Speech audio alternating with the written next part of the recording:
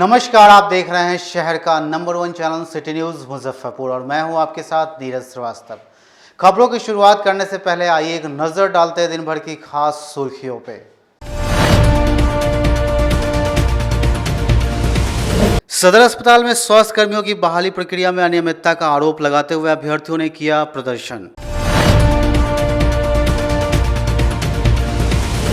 काजी मोहम्मदपुर थाना क्षेत्र के गन्नीपुर मोहल्ले में चोरों ने डॉक्टर के क्लिनिक का ताला काटकर लाखों की चोरी की। और जिलाधिकारी ने कोरोना और एईएस को लेकर 8 प्रखंड के मुखिया और वीडियो के साथ वीडियो कॉन्फ्रेंसिंग के जरिए की बैठक। तो ये थी आज की सुर्खियां और अब खबरें विस्तार से। स्वास्थ्य कर्मियों की बहाली प्रक्रिया में अनियमितता का आरोप लगाते हुए अभ्यर्थियों ने सिविल सर्जन कार्यालय का घेराव करते हुए जमकर बवाल काटा। राज्य स्वास्थ्य समिति के द्वारा जिले में बेहतर चिकित्सा व्यवस्था बहाल करने को लेकर स्वास्थ्य कर्मियों की बहाली को लेकर निविदा निकाली गई थी। वहीं शुक्रवार को बहाली प्रक्रिया में अनियमितता का आरोप लगाते हुए कुछ अभ्यर्थियों ने सदर अस्पताल स्थित सिविल सर्जन कार्यालय का घेराव कर स्वास्थ्य विभाग के खिलाफ जमकर नारेबाजी की। अभ्यर्थियों ने आरोप लगाया कि बहाली में धांधली बरती जा रही है, पिछले दरवाजे से पैसे लेकर बहाली प्रक्रिया पूरी की जा रही है। उन्होंने बताया कि बगैर मेधा सूची जारी किए बहाली की जा रही है। उन्होंने निष्पक्ष बहाली की मांग को लेकर सिविल सर्जन कार्यालय का घेराव करते हुए जमकर प्रदर्शन किया। यहाँ बिहार राज्य स्वास्थ्य समिति के अधीन बहाली थी। किस चीज़ की? एएनएम लोगों की, एएनएम लैब टेक्नीशियन या विभिन्न तरह के पोस्ट की। उसके लिए कोई ऑनलाइन आवेदन नहीं लिया गया। पेपर में निकला था कि 8 तारीख, 10 तारीख, 12, 14 इस तरह करके आप यहाँ आवेदन जमा कर सकते हैं। लोग आए, आवेदन दिए हैं, ठीक है। उसके बाद आवेदन देने वाले को किसी को बोला गया फ़ोन पर जानकारी मिलेगी, किसी को बोला गया पेपर देखते रहिएगा, किसी को बोला गया आकर जानकारी लीजिएगा और किसी को कहा गया कि साइट देखिएगा। लेकिन कल तक जो भी लोग आए उनको यही 3-4 चीज़ दिया गया अलग अलग तरीके से। आज उसी में कुछ लोग आए पूछने तो उधर देख रहे हैं कि सब लोग जो है सो ज्वाइन कर रहे हैं। कुछ लोग न यहाँ कोई लिस्ट टंगी हुई है, न कोई पैनल है, न कोई बताने वाले हैं। जिनसे पूछे सिविल सर्जन जानते हैं, सिविल सर्जन साहब कह रहे हैं कि सब बात यहाँ नहीं है। क्या तो बोला कि कोरोना पॉजिटिव है, बड़ा बाबू नहीं है। तो सिविल सर्जन के जगह पर एक यहाँ बगल के चैम्बर में एक और वरीय पदाधिकारी जो उप सिविल सर्जन या इनकी भाषा में क्या होगी, वो उनसे पूछा, बोले कि हमको कोई जानकारी नहीं, न कोई पैनल है, न कोई लिस्ट है। आखिर बहाली की कोई ना कोई प्रक्रिया होती है, उसमें कोई ना कोई 3 सदस्यीय कमेटी बना होगा, सिलेक्शन कमेटी की। बहाली का आधार क्या होगा, नंबर बेस पर है कि क्या मांग है बेस पर? हाँ, क्या मांगे मुख्य रूप से? मुख्य रूप से कुछ मांगने, जो लोग आवेदन किए हैं उनका ना तो लिस्ट बना है। कोरोना संक्रमण और एईएस को लेकर जिलाधिकारी ने समाहरणालय सभा कक्ष में वीडियो कॉन्फ्रेंसिंग के जरिए 8 प्रखंड के मुखिया वीडियो के साथ बैठक कर कई महत्वपूर्ण निर्देश दिए। जिले में कोरोना एवं एईएस, चमकी बुखार प्रभावी नियंत्रण को लेकर शुक्रवार को समाहरणालय स्थित सभागार में जिलाधिकारी प्रणव कुमार ने जिले के 8 प्रखंडों के मुखिया, बीडीओ और मेडिकल अफसर के साथ वीडियो कॉन्फ्रेंसिंग के माध्यम से बैठक की। बैठक में जिलाधिकारी ने एईएस और कोरोना के खतरे को लेकर वार्डों और पंचायतों में संदिग्ध मरीजों की सूचना स्वास्थ्य विभाग के अधिकारियों को अतिशीघ्र उपलब्ध कराने का निर्देश दिया। साथ ही 18 से 44 आयु वर्ग के टीकाकरण अभियान में तेजी लाने के साथ ही ऑनलाइन एवं ऑफलाइन स्लॉट उपलब्ध कराकर टीकाकरण अभियान को सफल बनाने का निर्देश दिया। भविष्य में कोरोना के बढ़ते संक्रमण को लेकर 220 बेड का कोविड डेडिकेटेड अस्पताल बिहार विद्यालय परीक्षा समिति के प्रांतीय कार्यालय में शुरू करने और एसकेएमसीएच में ऑक्सीजन प्लांट जल्द से जल्द शुरू कराने का निर्देश भी दिया है। आज हम लोगों ने ज़िले के 8 प्रखंडों के विभिन्न मुखियागण से और वहाँ के प्रखंड विकास पदाधिकारी, मेडिकल ऑफिसर इंचार्ज एवं अन्य पदाधिकारियों के साथ बातचीत की है और गांवों में संक्रमण को रोकने के संबंध में विस्तार से रणनीति पर चर्चा की गई है और हर एक केस को हम लोगों ने फॉलो अप करने के लिए सिस्टम डेवलप किया है, जिसमें कि होम आइसोलेशन ट्रैकिंग सिस्टम भी शामिल है। मुखियागण को भी इससे अवगत कराया गया और उनसे भी अपेक्षा की गई है कि पंचायतों में, विभिन्न गाँवों में, वार्डों में ऐसे केसेस, सस्पेक्टेड जो भी केसेस हैं उसकी जानकारी हम लोगों को त्वरित मिले ताकि सभी लोगों का फॉलोअप किया जा सके, बेहतर चिकित्सा दी जा सके।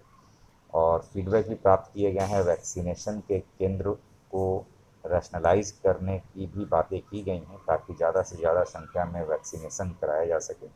इसके अतिरिक्त सैंपलिंग की संख्या भी हम लोगों ने काफ़ी बढ़ाई है और ग्राम पंचायतों में हम लोग जा कर के वैक्सीन सैंपलिंग करा रहे हैं ताकि संक्रमण की दर का हम लोगों को पता चल सके और उस पर हम लोग प्रभावी नियंत्रण स्थापित कर सकें। वैक्सीनेशन को लेकर के 2 आयु वर्ग में विशेष रूप से वैक्सीनेशन जो दिया जा रहा है 45+ और 18 से 44 साल के बीच। 18 से 44 साल के बीच लोगों को स्लॉट बुकिंग कराई जा रही है। इसके संबंध में भी प्रचार प्रसार कराया जा रहा है ताकि लोगों को अपना स्लॉट बुक करने में कोई दिक्कत नहीं हो और भविष्य में इसको और स्ट्रीमलाइन करने के लिए ताकि ऑनलाइन की जगह ऑफलाइन भी हम लोग कर सकें, इसके लिए भी हम लोग प्रयास करेंगे। लेकिन वर्तमान में हम लोग यह प्रयास कर रहे हैं कि लोगों को अपना ऑनलाइन स्लॉट बुकिंग कराने में कहीं कोई समस्या नहीं है। इसके अतिरिक्त संसाधनों का भी ज़्यादा से ज़्यादा हम लोग संवर्धन करने का प्रयास कर रहे हैं और पंचायत समिति के माध्यम से, जिला परिषद के माध्यम से हम लोगों ने मैपिंग कराई है कि क्या क्या संसाधन हम लोगों को खरीदने की आवश्यकता है, तो उनके माध्यम से भी परचेज किया जाएगा और सरकार के स्तर पर संसाधन की कोई कमी नहीं है, संसाधन पर्याप्त हमारे पास उपलब्ध हैं और भविष्य को देखते हुए भविष्य की तैयारी में भी हम लोग जुट गए हैं। हम लोगों ने यह प्रयास किया है कि एक जो छोटी कल्याणी के पास बीबी कॉलेजिएट स्कूल है, उस स्कूल के प्रांगण में जो BSEB का की बिल्डिंग है उसमें हम लोग 220 बेड का हॉस्पिटल निर्माण कर रहे हैं जिसमें ऑक्सीजनेटेड बेड वगैरह होंगे। इसके अतिरिक्त SKMCH में भी 100 से अधिक बेड का और वहाँ भी डेवलप किया जा रहा है, तो आने वाले दिनों के लिए भी हम लोगों ने पूरी तैयारी कर रखी है। इसके अतिरिक्त SKMCH में अपना ऑक्सीजन प्लांट भी स्थापित लगभग हो गया है, 2-3 दिन में उसके चालू होने की संभावना है।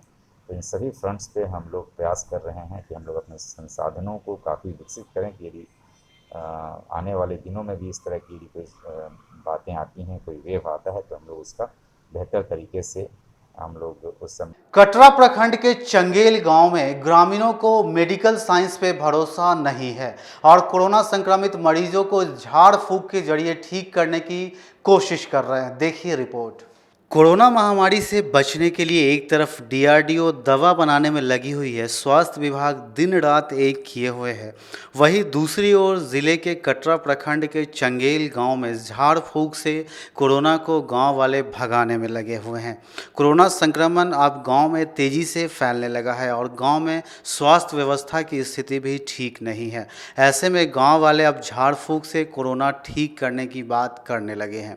आपको बता दें कि जिले के कटरा प्रखंड में कोरोना से एक सप्ताह के अंदर 7 लोगों की मौत हो गई है। इसके बाद गांव वाले कोरोना भगाने के लिए झाड़ फूंक शुरू कर दिए हैं। वहीं इस मामले की जानकारी देते हुए ललन दास ने बताया, कोरोना का प्रकोप लगातार बढ़ता जा रहा है। यहां से कटरा प्राथमिक स्वास्थ्य केंद्र 13 किलोमीटर दूर है और लॉकडाउन भी लागू है। हम लोग काफ़ी परेशान हैं। हम अपने परिवार की सुरक्षा और समाज की सुरक्षा को लेकर गांव वालों के सहयोग से 3 दिनों का एक यज्ञ करवा रहे हैं। साथ ही बच्चों को कोरोना से बचाने के लिए यज्ञ कर रहे हैं। डॉक्टर के पास तक हमारी पहुंच नहीं है और डॉक्टर हमारे यहां तक नहीं आते हैं, इसलिए यह यज्ञ कर रहे हैं। में कोई स्वास्थ्य कर्मी भी नहीं आते हैं डर से और इस साल बहुत सारे लोगों को सर्दी खांसी बुखार लगा और यहाँ मृत्यु भी हो चुकी है कोरोना में। इसका इन्फॉर्मेशन प्रखंड को मिल चुका है, मगर कोई भी स्वास्थ्यकर्मी नहीं आते हैं। यहाँ इसकी बहुत कमी है, न पंचायती स्वास्थ्य केंद्र है न कुछ है। बार बार कहा जाता है कि इसे डॉक्टर को भेजिए, न मगर भेजा नहीं जाता है। यहाँ पर दवा से ज़्यादा लोग यहाँ आस्था पर भरोसा कर रहे हैं, क्या वजह है इसकी? लोग अपना घर में इलाज कराते हैं छोला छाप डॉक्टर से और उसके बाद भगवान का नाम लेते कि हे भगवान, कैसे हमारे जान बचाइए कोरोना काल से। इसीलिए कोरोना महामारी बहुत बड़ी है, इसलिए हम लोग यज्ञ कर रहे हैं कि यहाँ से कोरोना भाग जाए। हम लोगों को नहीं हो इसलिए यज्ञ कर रहे हैं। डॉक्टर बहुत दूर है, यहाँ है भी नहीं, अस्पताल बहुत दूर है, इसलिए हम लोग गांव भर मिलकर यज्ञ कर रहे हैं। वहीं स्थानीय मुखिया के पति गोपाल चौधरी ने भी बताया कि यहाँ कोई स्वास्थ्य कर्मी तक नहीं आते हैं, इसलिए गांव वाले मिलकर यज्ञ हवन करते हैं जिससे कोरोना से बचे रहें। वहीं कटरा प्राथमिक अस्पताल के मैनेजर ने बताया कि कटरा में 7 मौतें हुई है कोरोना से, जो होम क्वारंटीन में थे और उनका टेस्ट भी किया गया है। आसपास के क्षेत्रों में जिस वार्ड में डेथ हुई है वहाँ पर एंटीजन टेस्ट द्वारा भी जाँच कराया गया है। अभी तक 210 कोरोना पॉजिटिव मरीज मिले हैं जिनको होम क्वारंटीन किया गया है और उनका ट्रेसिंग एवं फॉलोअप भी किया जा रहा है।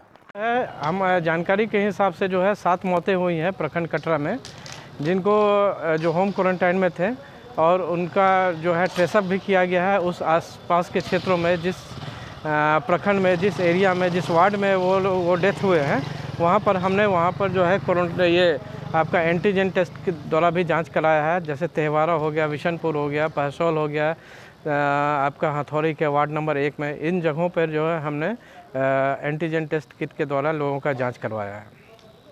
कितने कोरोना पॉजिटिव मरीज हैं?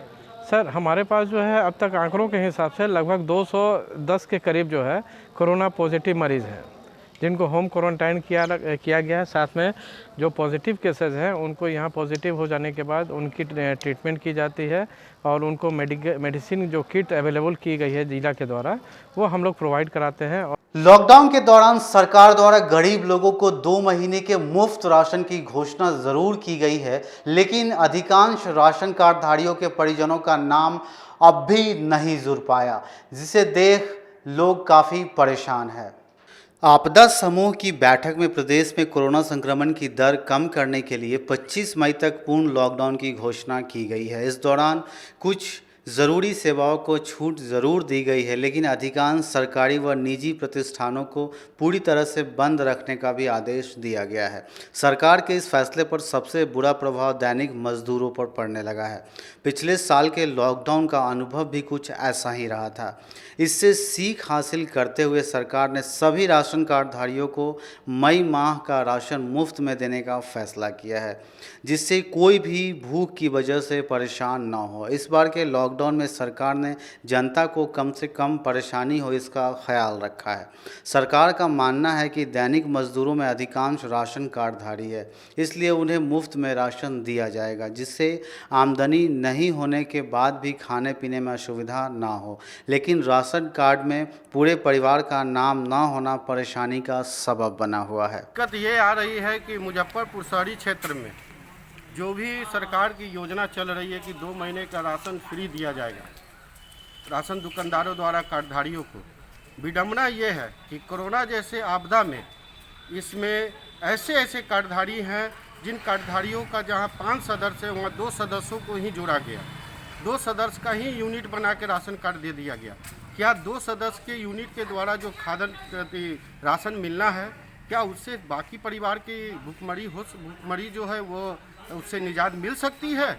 ये सरकार के ऊपर जो है सो हमारा ये आरोप है जिला प्रशासन पर भी और सरकार पर भी कि इतना मतलब कि प्रचार प्रसार होने के बावजूद भी आपके पदाधिकारी द्वारा अभी तक इसकी संपूर्ण व्यवस्था नहीं कराई गई, जिसके वजह से आज लोग भटक रहे हैं।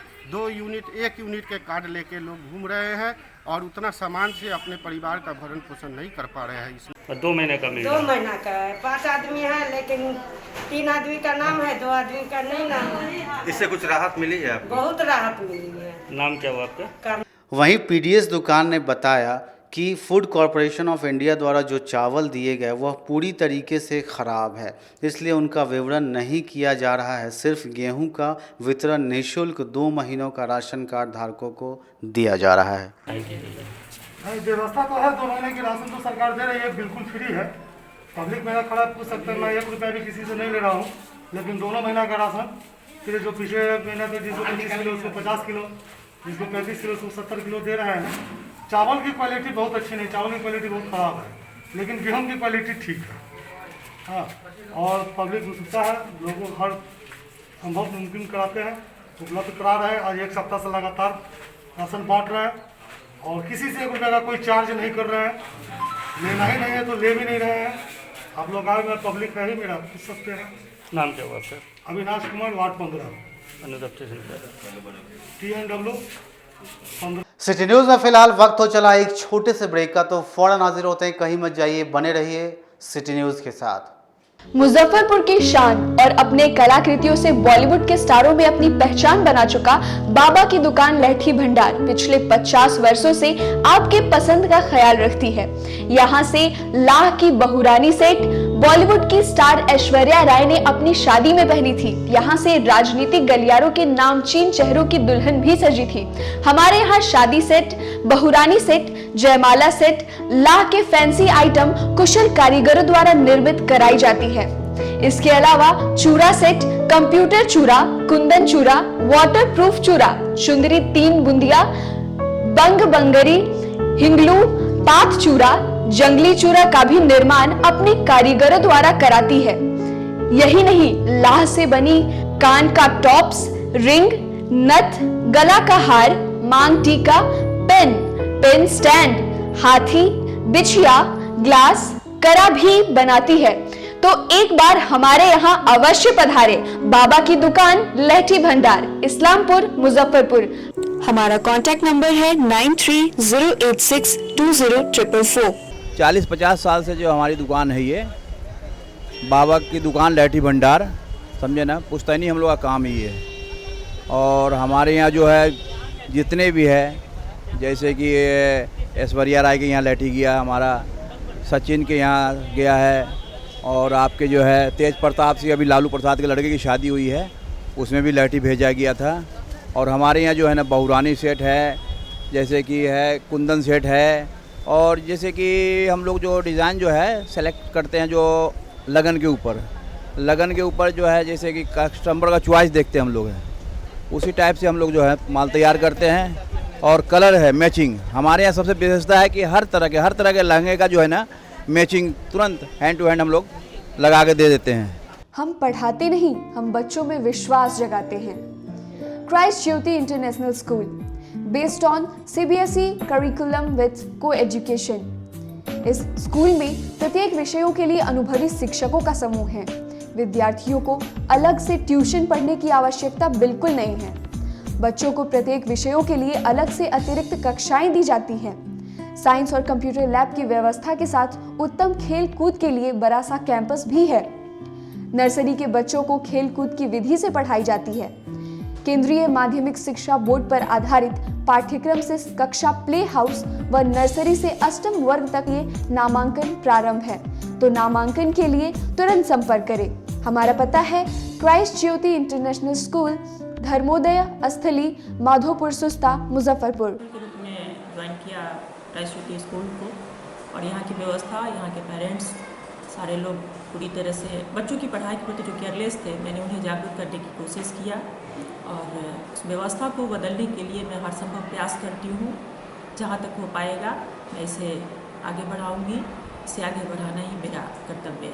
अब आ गया है आपके अपने शहर में उत्तर बिहार का पहला नीलकमल एक्सक्लूसिव शोरूम। नीलकमल इंडिया की फेवरेट फर्नीचर ब्रांड है। इस कंपनी के सभी रेंज एक ही छत के नीचे आपको मिलेगी। होम फर्नीचर, ऑफिस फर्नीचर की सभी रेंज यहाँ पे उपलब्ध है। कंपनी का एक्सक्लूसिव शोरूम होने के कारण 40% तक की विशेष छूट यहाँ मिल रही है। इसके अलावा 0% इंटरेस्ट के साथ बैंक से फाइनेंसिंग की भी सुविधा उपलब्ध है। तो देर मत कीजिए, एक बार हमारे यहाँ अवश्य पधारें। हमारा पता है Mithanpura, Narayanpur road, opposite to Vaishali management college, और हमारा कॉन्टैक्ट नंबर है 9334900888 और 7004320380। नॉर्थ बिहार का पहला एक्सक्लूसिव शोरूम मुजफ्फरपुर में यूए एसोसिएट के सौजन्य से नीलकमल का एक्सक्लूसिव शोरूम खुला है। और आप लोगों से यही भी निवेदन है कि एक बार इस शोरूम में आइए और इसके विस्तृत रेंज को देखिए, जो कि एक अच्छे रेंज के साथ एक अच्छी कीमत के साथ आपको मिलेगा। तो एक बार हम लोगों को आप सेवा करने का मौका दें। शिक्षा के क्षेत्र में अपना एक स्थान बनाने में सफल आवासीय भारती इंटरनेशनल स्कूल बच्चों को नर्सरी से लेकर +2 तक की बेहतर शिक्षा देने को लगातार प्रयासरत है। सीबीएसई पाठ्यक्रम पर आधारित यह स्कूल पढ़ाई के साथ साथ खेलकूद और व्यक्तित्व विकास पर विशेष ध्यान दे रही हैं। हमारी मुख्य विशेषताएं हैं छात्राओं के लिए हॉस्टल की व्यवस्था, अनुभवी एवं प्रशिक्षित शिक्षकों द्वारा बच्चों की देखभाल, स्पोर्ट्स और आत्मरक्षा की भी तैयारी दी जाती है। प्रत्येक कक्षा में स्मार्ट क्लास द्वारा शिक्षण की सुविधा, सुसज्जित पुस्तकालय की व्यवस्था, कक्षा 1 से कक्षा 10 तक कंप्यूटर की मुफ्त शिक्षा, सुसज्जित विज्ञान प्रयोगशाला, छात्र एवं छात्राओं के लिए संगीत तथा नृत्य की शिक्षा की अलग अलग व्यवस्था है। अंग्रेजी बोलने की कला की शिक्षा, सीसीटीवी कैमरे से सुसज्जित विद्यालय। तो हमारा पता याद रखें, हमारा पता है आवासीय भारतीय international school, main road NH 57, Ahiyapur, Muzaffarpur. और हमारा कॉन्टेक्ट नंबर है 7970919864 या फिर आप डायल कर सकते हैं 9931273960 या फिर आप हमें कॉल कर सकते हैं 9525587370 पर। Registration and admission is going on from nursery to 9th for the session 2018 to 2019. Class 11th का रजिस्ट्रेशन 1 जून से प्रारंभ होगा और वर्ग में सीटें सीमित है। 10th बोर्ड में 60% और उससे अधिक अंक वाले छात्र छात्राओं को नामांकन में प्राथमिकता दी जाएगी। ST International School. If you want to give your child a strong foundation, the school of your dream. Play to 10th based on CBSE curriculum. हमारे यहाँ अनुभवी एवं प्रशिक्षित शिक्षकों द्वारा बच्चों के देखभाल के साथ स्मार्ट क्लास द्वारा शिक्षण की सुविधा है। कक्षा 1 से 10 तक कंप्यूटर की मुफ्त शिक्षा के अलावे छात्र एवं छात्राओं के संगीत तथा नृत्य की शिक्षा की भी व्यवस्था है। पूरा स्कूल सीसीटीवी कैमरे से लैस है। स्कूल में बच्चों का नामांकन फ्री किया गया है। हमारे यहाँ अपने बच्चों के उज्जवल भविष्य के लिए जरूर पधारें। हमारा पता है बांध road, Shekhpur, Akhara Ghat, Muzaffarpur. Our contact number is 8757652616 and 9955132616। हमारे स्कूल का कुछ मेन फीचर्स है, जैसे बच्चों की देखभाल करना। हमारे यहाँ पुस्तकालय वगैरह की पूरी अच्छे तरीके से व्यवस्था है। क्लासरूम सारा बना हुआ है। सीसीटीवी कैमरे से हमारा क्लासरूम डेकोरेटेड है। सिक्योरिटी के भी विजन से हमारा क्लासरूम बहुत प्रोटेक्टेड है। हमारे यहाँ जो भी शिक्षक शिक्षिकाएं आई हैं पढ़ाने के लिए वो काफ़ी वेल एडुकेटेड हैं और वेल वर्स्ड भी हैं। हमारा विद्यालय भी चारों तरफ से बना हुआ है। हमारे यहाँ लैब बहुत अच्छे से बना हुआ है। कंप्यूटर की फ्री शिक्षा हम इस बार इसको दे रहे हैं। हमारे यहाँ नामांकन प्रारंभ है। ब्रेक के बाद एक बार फिर से आपका स्वागत है। तो आइए बढ़ते हैं अगले खबरों की ओर। काजी मोहम्मदपुर थाना क्षेत्र के गन्नीपुर मोहल्ले में चोरों ने कल देर रात होम्योपैथिक डॉक्टर के क्लिनिक को निशाना बनाते हुए लाखों की चोरी की घटना को अंजाम दिया।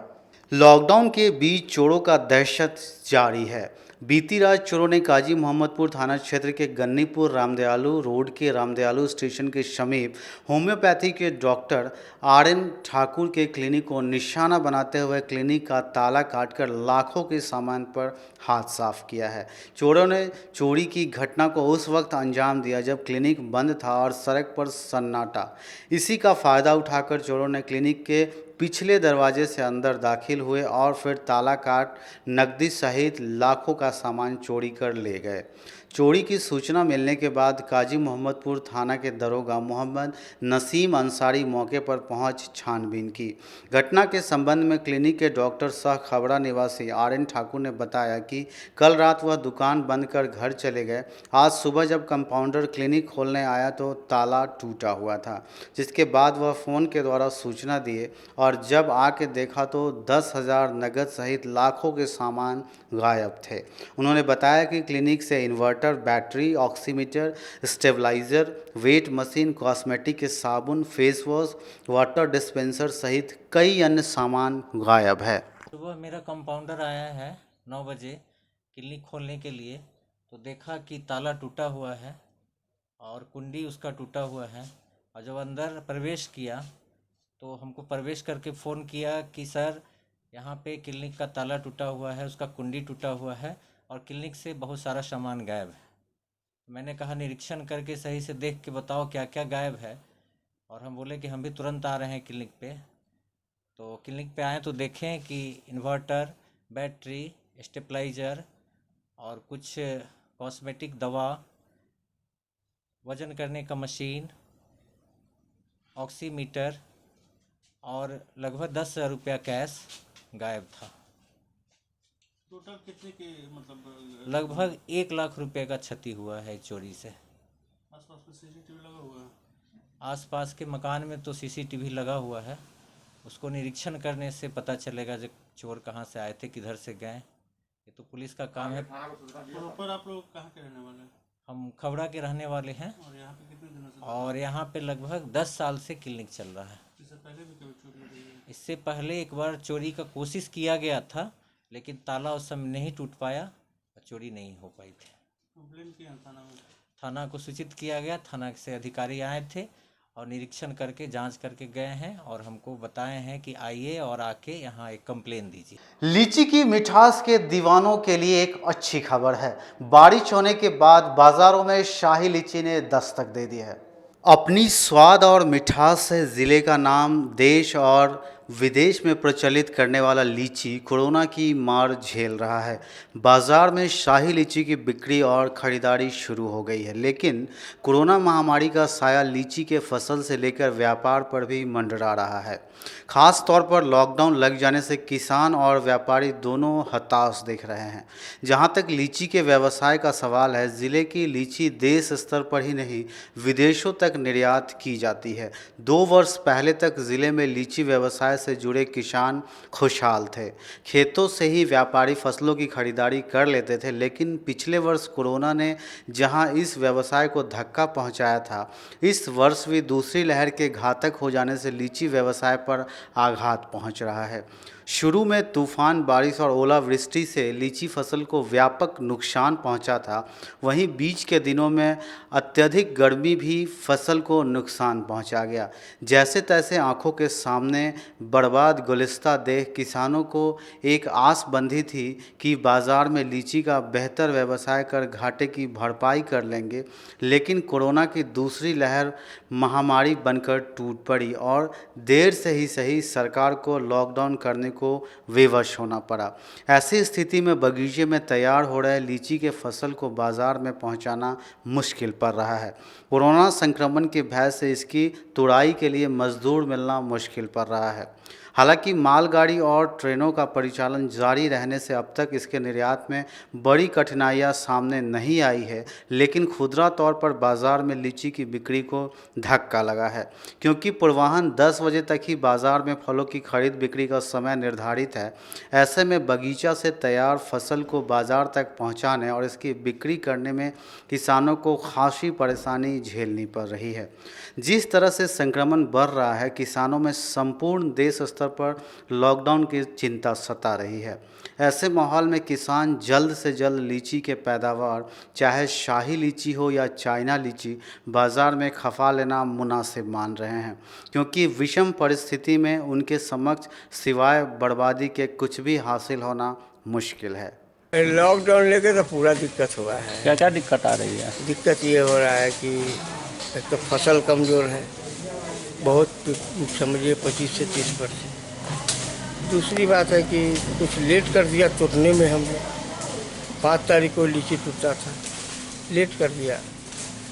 दूसरी बात है कि लेबर जन डर से नहीं आ रहा है कि मारेगा, पुलिस मारेगा। पुलिस मारता है तो सिर्फ गरीब को मारते हैं, पैसा वाले को नहीं मारते। अभी तक लाल नहीं हुआ है लीची। पैसा वाले को नहीं मारते। क्या क्या परेशानी आ रही है इसमें? इस बार यही परेशानी है, और क्या रहेगा परेशानी, यही कह रहे हैं ना। लॉकडाउन के लेकर के थोड़ा ज़्यादा ही दिक्कत है। बाहर के व्यापारी आए हैं? एक को वो नहीं आया है, सब लोकल जाएगा। सब लोकल जा रहा है, क्या करें। वहीं लीची अनुसंधान केंद्र के डायरेक्टर डॉक्टर शेषधर पांडे ने बताया कि विगत 2 वर्षों से लीची उत्पादक किसान मौसम और कोरोना की मार झेलने को विवश है। अच्छी उपज के बावजूद बाहर के व्यापारियों के नहीं आने से लीची उत्पादकों को नुकसान उठाना पड़ रहा है। लगभग 11-12 हज़ार हेक्टेयर में जो है वो मुजफ्फरपुर में 11-12 हज़ार हेक्टेयर जो है वो लीची का उत्पादन मुजफ्फरपुर में क्षेत्रफल में होता है। और बिहार की बात करें तो लगभग 34,000 हेक्टेयर में लीची का उत्पादन होता है। फसल की बात करें तो इस पर कैसी फसल है? देखिए फसल तो अब तक बहुत अच्छी थी, लेकिन ये जो 2-3 दिन से पानी की जो बारिश की वो है, हालांकि मौसम तो आज खुल गया है। अगर मौसम खुल जाता है तो बहुत उसकी संभावना नहीं है, लेकिन अगर अब कड़ी धूप की अगर संभावना होती है तो फिर थोड़ा फटने की समस्या आ सकती है। अदरवाइज नॉर्मल सामान्य रूप से जो है वो अभी तो शाही की फसल अच्छी है। चाइना की फसल में थोड़ा सजग रहने की ज़रूरत है कि पिल्लू जो है जिसको फ्रूट बोरर कहते हैं उसका प्रकोप इस बारिश के कारण हो सकता है, इसलिए उसका नियंत्रण करना आवश्यक है। उसके लिए प्रभावी कदम उठाए जाने चाहिए। एक्सपोर्ट पर कितना असर पड़ा है? क्योंकि इस बार के लीची में पल्प की मात्रा कम दिखने की मिली है, जिसके कारण जूस फैक्ट्रियाँ उसे खरीदना पसंद नहीं करती। नहीं, पल्प की मात्रा कम नहीं है, पल्प की मात्रा अच्छी है, क्योंकि बारिश इस बार जो है वो समय से हो गई, पहले भी हुई थी बारिश, तो इस नाते फल की साइज और उसमें वो नहीं। लेकिन लीची को बाहर, चूँकि ये इस समय मैच्योरिटी के टाइम पर, पकने के टाइम पर लीची में थोड़ा बारिश होने के कारण लीची को बाहर भेजने में थोड़ी 1-2 दिन की डिले हो सकता है। वहीं उप विकास आयुक्त सुनील कुमार झा ने बताया कि लीची उत्पादकों को आ रही समस्याओं को लेकर स्पेशल टास्क फोर्स का गठन कर लिया गया है, जो लीची किसानों और व्यापारियों को आ रही समस्याओं का जल्द से जल्द निपटारा करेंगे। मुजफ्फरपुर जिला में लीची उत्पादक संघ के अनुरोध पर लीची टास्क फोर्स का गठन किया हुआ है, जो कि पिछले साल से कार्यरत है। और वह विकास आयुक्त यानी कि मेरे अध्यक्षता में वो कमेटी गठित है। अभी आप जान रहे हैं कि बिहार में लॉकडाउन लगा हुआ है, तो उन लोगों को इस बात की चिंता थी कि अब चूँकि 10-15 दिनों के बाद जो है सो लीची तोड़ने का काम शुरू होगा, और यदि लॉकडाउन रहेगा तो उनका जो लीची तोड़ने में, उसके बाद जो है उसको एक जगह से दूसरे जगह भेजने में, उसकी लोडिंग अनलोडिंग वगैरह जो भी होती है, उसमें बहुत सारे मजदूर कार्य करते हैं, बहुत सारे वाहन उसमें उपयोग होते हैं। तो उनका मतलब लॉकडाउन के चलते यदि उनको हो सकता है कि परेशानी हो, और उन्होंने बताया है कि लीची के लिए अनुकूल समय है, फसल भी काफ़ी अच्छी है, ताकि उनको लीची तोड़ने से लेकर के और उसके ट्रांसपोर्टेशन तक में उनको कोई दिक्कत नहीं हो। इस संबंध में लीची टास्क फोर्स जो जिला की है बनी हुई है, उसकी बैठक मेरी अध्यक्षता में हुई है, और उस बैठक में हम लोगों ने निर्णय लिया है कि वैसे भी उन लोगों को बताया गया है कि लीची, चूँकि लॉकडाउन में कृषि कार्य पर कोई रोक नहीं है, कोई मजदूर चाहेगा तो काम कर सकता है, उसको कहीं से कोई रोकने की ज़रूरत नहीं है। उन लोगों का कहना था कि रात्रि के पाली में भी हम लोग के मजदूर काम करते हैं और रात में कर्फ्यू रहता है, तो उसके लिए जो है क्या व्यवस्था होगी। तो हम लोगों ने उस पर स्पष्ट कर दिया है कि सभी लोगों को जो है पास निर्गत कर दिया जाएगा लीची उत्पादक संघ के अनुशंसा के आलोक में। उसके अतिरिक्त जो जितने भी वाहन उसमें लगेंगे सभी के लिए हम लोग पास देंगे, उनको कहीं भी आने जाने में कोई कठिनाई नहीं होगी। नगर विधायक विजेंद्र चौधरी ने कोरोना संक्रमित मरीजों की हो रही परेशानी को देखते हुए स्वास्थ्य विभाग को विधायक मद से 2 एम्बुलेंस खरीदने का पत्र भेजा। कोरोना महामारी को लेकर मरीज के इलाज को राहत देने के लिए जिला प्रशासन की तमाम कोशिश के बाद कई कर्मियों को लेकर के अब नगर विधायक विजेंद्र चौधरी ने एक बड़ी पहल की है। जिला में कोविड मरीज की भर्ती में आने वाली परेशानियों को निजात दिलाने को लेकर 2 एम्बुलेंस खरीदने को लेकर कवायद किया है और इसको जिला स्वास्थ्य विभाग को सौंपे जाने को लेकर पत्र लिखा है। गौरतलब है कि जिला में लगातार बढ़ रही कोरोना मामले को लेकर और मरीज के भर्ती कराए जाने को लेकर आ रही समस्या से निजात दिलाने को लेकर नगर विधायक विजेंद्र चौधरी ने एक पहल करते हुए ज़िला के सदर अस्पताल को 2 एम्बुलेंस देने का पहल किया है ताकि मरीज को आने वाली भर्ती की दिक्कत दूर की जा सके। इसकी जानकारी देते हुए नगर विधायक ने बताया कि ज़िला में कोरोना महामारी में जहां मरीज को भर्ती कराए जाने को लेकर अवैध और ज़्यादा रुपए खर्च करने के मामले में मरीज को बड़ी राहत मिलेगी। अब ज़िला में कोरोना मरीज को भर्ती किया जाने की दिशा में यह बड़ी पहल है और कोरोना मरीज के मदद किए जाने की बात कही है और यह बताया कि कोरोना काल में मरीज के लिए लगातार मदद किया जाने को लेकर आगे भी अपना प्रयास रखने की बात कही। वहीं यह भी बताया कि यह एम्बुलेंस की खरीद विधायक मद से खरीद किए जाने की बात कही है। इस वक्त मौजूद हूँ नगर विधायक विजेंद्र चौधरी के पास और उनसे जानते हैं कि इतने जो कोरोना के मरीज मर रहे हैं, लगातार लोग पॉजिटिव हो रहे हैं, इस बीमारी से जूझ रहे हैं, उनके द्वारा क्या कुछ पहल किया जा रहा है क्योंकि कोरोना के मामले में लगातार इजाफा हो जा रहा है। आपके द्वारा क्या किया जा रहा है? देखिए, पिछले दफ़ा जब चुनाव विधानसभा का चल रहा था उस समय हम भी उससे पीड़ित थे और इसके कारण हम चुनाव प्रचार भी नहीं कर पाए, लेकिन उसके बावजूद भी जनता ने अपना वोट डाल करके हमें जिताने का काम किया। और हमारा ये मानना है कि ये जो विपत्ति है सारी दुनिया में आया हुआ है, लेकिन इंसान को उसके बचाव के लिए कदम उठाना चाहिए। तो सरकार का निर्देश है, गृह मंत्रालय से एडवाइजरी जारी हुआ है कि घर में ज़्यादा रहें, जब ज़रूरत पड़े तभी घर से निकलें। लॉकडाउन, अब इसके बावजूद भी कुछ लोग कहते हैं कि लॉकडाउन में क्यों हैं आप, क्यों नहीं रोड पर आते हैं। तो अब समझ में नहीं आता है कि भाई सरकार ने नीति बनाई है इसको रोकने के खातिर लॉकडाउन करना, तो उसमें लॉकडाउन में रहना ही पड़ेगा। नहीं तो मान लीजिए कि आप नियम कायदा तोड़िएगा तो उसके विरुद्ध में आप पर FIR हो सकता है, कानूनी कार्रवाई हो सकती है।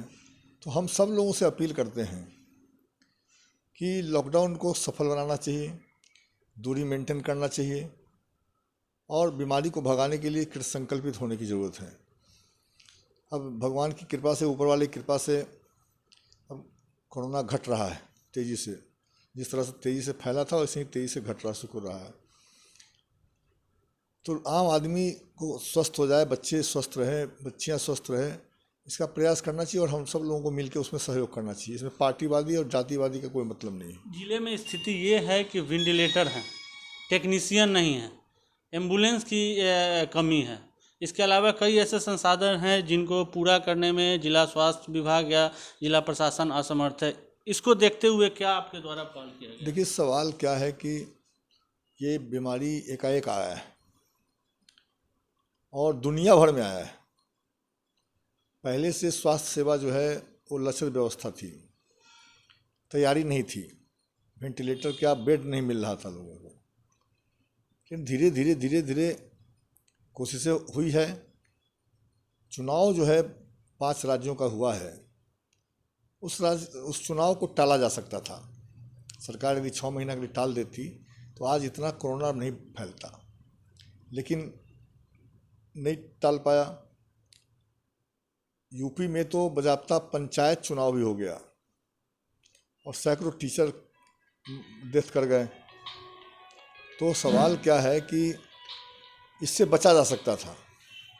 एक बार पहला अटैक जब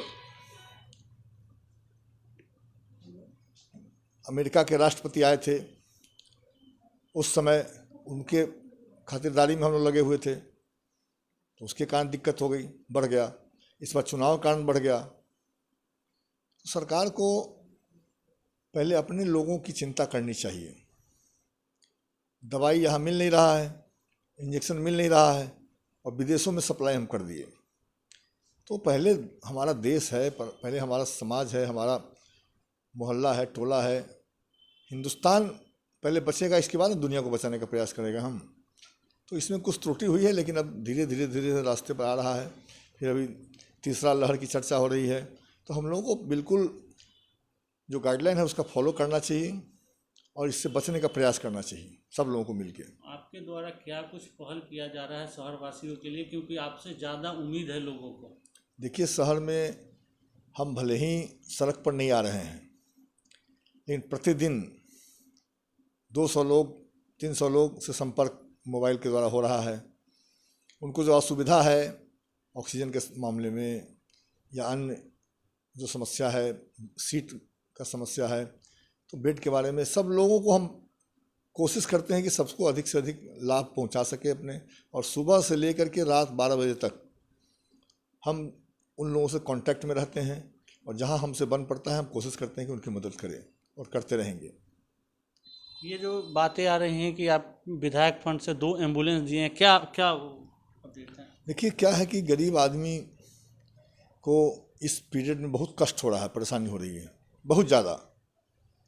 एम्बुलेंस में 25-25 हज़ार रुपया डिमांड हो रहा है देने के लिए। तो हमने स्वर्गीय राजीव गांधी जी के पुण्यतिथि के अवसर पर विधायक फंड से 2 एम्बुलेंस हमने दिया है। फर्स्ट प्रायोरिटी हमारा मारवाड़ी युवा मंच है। यदि सरकार के नियम कायदे में प्रावधान होगा कि कोई संस्था को हम दे सकते हैं, तो हम मारवाड़ी युवा मंच को हम दोनों देंगे। यदि नहीं हुआ तो फिर सदर हॉस्पिटल को देंगे, जिससे कि शहर के लोगों को फायदा हो सके। तो ये कब तक उम्मीद है कि शहर वासियों को इसका लाभ मिलेगा, या फिर कब तक स्वास्थ्य विभाग? देखिए अब हमारा जो है सो रिकमेंडेशन लेटर आज चला गया। उसको हमारी कोशिश होगी जितने जल्दी से जल्दी उसको रोड पर लाया जाए, जिससे कि आम आदमी को फायदा हो सके। कोरोना के मरीज जो हैं वो लगातार मर रहे हैं। जिला प्रशासन के द्वारा आंकड़ा कहीं ना कहीं दबाया जा रहा है, क्योंकि हमने ये आंकड़ा देखा है। जिला प्रशासन जो देती है, उसके अलावा कई शमशान घाट में बॉडी जलती है, उसके अलावा सीरी घाट में जल रही है। तो आखिरकार ऐसा आपको नहीं लग रहा है? देखिए क्या है कि ये जो नीति निर्धारण हुआ है उसमें कहीं ना कहीं गड़बड़ी है। जैसे मान ली हमारे परिवार में 6-7 आदमी इस सेकेंड वेव में तबीयत खराब हो गई, पॉजिटिव हो गए, लेकिन उसकी सूचना सरकार के पास नहीं है। तो जो घर पर क्वारंटाइन कर रहे हैं उसकी सूचना सरकार को लेनी चाहिए, और उसके बाद जो है सो संख्या बल अपने आप सही हो जाएगा। क्योंकि हम इलाज करा रहे हैं लेकिन सरकार को पता नहीं है, सरकार का ध्यान भी उधर नहीं है केंद्रित। ऑक्सीजन हम कहाँ से ला रहे हैं, उसका खाना का व्यवस्था कहाँ से कर रहे हैं, अन्य जो सुविधाएं हैं वो कहाँ से मुहैया कर रहे हैं, दवाई कहाँ से मिल रहा है, इसकी चिंता जो बाहर में क्वारंटाइन कर रहे हैं उसको नहीं है। और उसकी संख्या सरकार के जो हॉस्पिटल में भर्ती है उससे कई गुना ज़्यादा है, इसीलिए ये अंतर आ रहा है। ऐसा देखा जा रहा है कि मुजफ्फरपुर में श्री घाट है, सिकंदरपुर में, वहाँ पे जो दाह संस्कार हो रहा है, छत बिछाते मतलब अधजला सबको जल्दीबाजी में दाह संस्कार करके फेंका जा रहा है। उसके बाद उसको कुत्ता जो है, नहीं बोलना चाहिए, कुत्ता नोच नोच के खा रहा है। देखिए बड़ा दुखद स्थिति है कोरोना काल का, कि अब अपने माँ बाप, अपने परिवार के किसी सदस्य का लाश भी उठाने में डर लगता है। ये भय का वातावरण बना हुआ है लोगों में। तो सरकार ने, प्रशासन ने, नगर निगम ने ये व्यवस्था की है कि उसके लिए एक पैसा आवंटन हुआ है कि जिससे जिन लोगों को कोई उठाने वाला से सब व्यवस्था करके किया जाए। तो ये सब काम हो रहा है, और कम बेसी तो सब सामने आ जाएगा। जो लिखा रहा है लोगों में, तो कोई दूसरा बीमारी करके लिख देते हैं लोग, तो वो सब धीरे धीरे आ जाएगा। और सही बात है कि जो सरकारी आंकड़ा है उससे 10 गुना ज़्यादा लोग डेथ हो रहे हैं। ये चीज़ आप मानते हैं, लेकिन मेरा कहना ये है कि जब सरकार टोटल दाह संस्कार का खर्च उठा रही है, ऐलान भी कर दी, इसके बावजूद शमशान घाट के जो प्रशासन है ऐसा क्यों कर रहे हैं? ये शमशान घाट का प्रशासन को तो जितना आता है वो उतना वो दिखा रहा है। उसमें बीमारी कोई लिख देगा कि बीमारी हमारा नहीं था, ये बीमारी नहीं था, दूसरे बीमारी से, पेट दर्द से हम हो गया, कोई दूसरे किडनी के प्रॉब्लम से हो गया, कोई चीनी के प्रॉब्लम से हो गया, तो उसको हम आप कह सकते हैं, छुपाने वाले छुपा रहे हैं। लेकिन वहाँ जो जाते हैं जलाने के लिए, वो उसका तो लिस्ट ही है वहाँ बना हुआ। इसलिए हम सब लोगों से अपील करें, छुपाने की जरूरत नहीं है, सच्चाई को सामने आना चाहिए। और आम जनता को सरकार का प्रावधान भी है, 4 लाख रुपया मिलना है, तो उससे भी वंचित हो जाएंगे जो छुपा रहे हैं वो। तो ऐसे छुपाना नहीं चाहिए, और बीमारी को सामने लाने के बाद उसका इलाज हो सकता है। और हमको लगता है सब स्थिति धीरे धीरे रास्ते पर आ रही है। तो बिल्कुल ये थे नगर विधायक विजेंद्र चौधरी, जो कि आम लोगों को सतर्क रहने का हिदायत देते हुए, अपील करते हुए इन्होंने बताया कि आप लोग सावधान रहें, सुरक्षित रहें।